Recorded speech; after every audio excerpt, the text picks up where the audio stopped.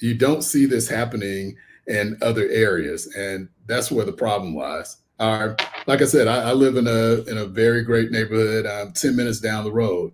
They would never attempt to put this type of facility in that neighborhood, and they wouldn't because they know people like myself and people like my neighbors, we're going to fight to all hell breaks loose to stop something like that. But they move down to that quaint, quiet neighborhood where they think nobody's paying attention, and they try to drop something like this, and it's sad. Talk about the GoFundMe. So far, it looks like you've raised almost $6,100. Of the 10,000 is your initial goal, $10,000.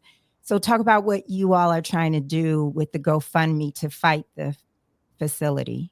Great. If you don't mind, I'm just going to back up a bit. That I want to give a lot of credit to that neighborhood. NextEra first purchased that land, I believe, in 2020. And then in 2021, they needed that land rezoned in order to create the battery storage facility that they want to create. That neighborhood came to the council meetings in College Park. It's important to know the residents live in South Fulton, but this land happens to be owned by College Park. So they needed to go to our city's government in order to fight this.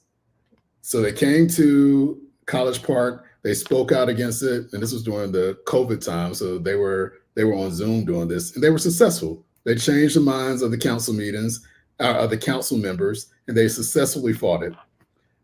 This comes back up in 2023.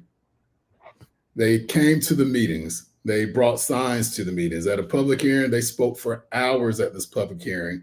And when you're watching the video, you can literally see the minds of some of these council members changing, and they voted down again. So now they've been victorious 2 times.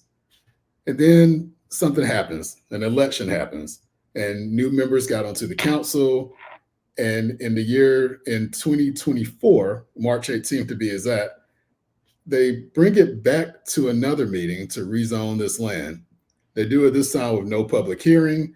They add it to the meeting at the very beginning of the meeting, so nobody knows what's going on. They don't even want to say the name of the address of the property that they're attempting to rezone. And it's at that meeting, with no debate and no discussion, within 20 seconds, they pass through the rezoning of this land. And I think anybody can look at that and they'll be curious as to how does this happen right here. So that's one of the things that really got me involved in what was going on, because aside from the many, many, many dangers about this battery storage facility, it's just plain wrong that they would do these people like that, where they've been fighting, they've been successful in their fight.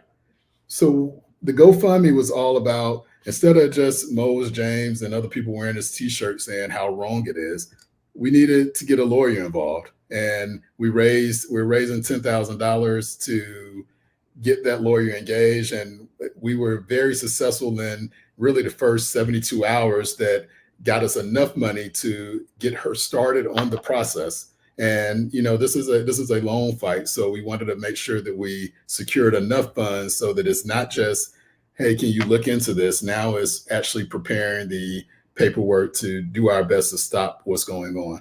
And she's already done an amazing job, and discovered a lot of things that we didn't know, because all these things are very technical. I'm a business owner. My wife is a nurse, and many other people that wear these shirts, they all either have real jobs or they're retired. We're all having to figure out a lot of things like zoning and, policy and looking into charters. We're having to do all this on our part-time. So at some point, it actually takes a little bit of money to get somebody who really knows what they're doing in to help you do the fight.